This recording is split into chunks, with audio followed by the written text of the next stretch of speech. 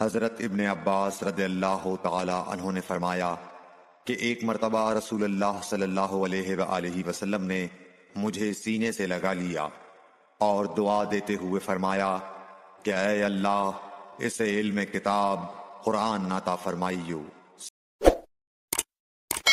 Like, share and subscribe for more videos.